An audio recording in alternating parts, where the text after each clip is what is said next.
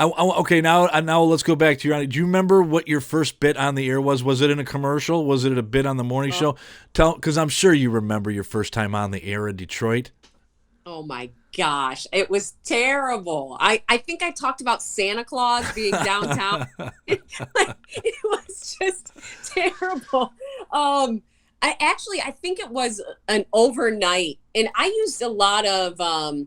It was just. Thankfully, I was on overnight, and the very first time that I was on was overnight, and I had just finished a shift at WJR. I ran upstairs because they were in the same building, but so what station are you talking about? It was DRQ. WJR, and then I went to WDVD. WDVD 96.3. Yeah, and so the program director at the time, who was just kind of filling in program director, Jesse Addy, was like, "All right. I'm going to because I just asked him, hey, do you need anybody? I'm down here. I'm trying to do my thing, but I would love to make the transition up here." And he's like, "You know what? We do need somebody." I think it was like Christmas Eve or something. Overnight, he forgot to put some imaging in though. So I'm like scrambling, trying to put imaging in, trying to do a show. And I'm like, "You forgot to put in the imaging." He's like, "Oh." And That's so awesome. This is my first time. I'm freaking out, but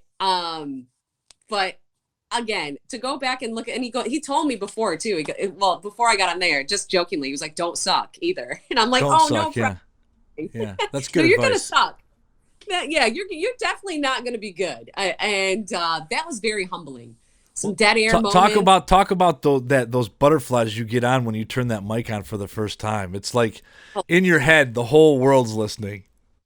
You really do think that too, and it's like, I mean, there are people that are listening. But, I always try to tell people that, nobody's hanging on to your every word. Nobody remembers my first break like I remember it. Like I said, it was, and I don't even remember it very well. It was just that Santa Claus is going to be downtown. It was just so generic. It was like, you're trying to find your personality and yourself. And it's definitely different. And people are like, "Oh, just be yourself." You have to be yourself, but you also have time constraints that you have to think about, and you have relatability things that you have to think about as well. So definitely want to be yourself, but it's not all about you either. So at what point did you stop working at JR and start working upstairs, or was it kind of always?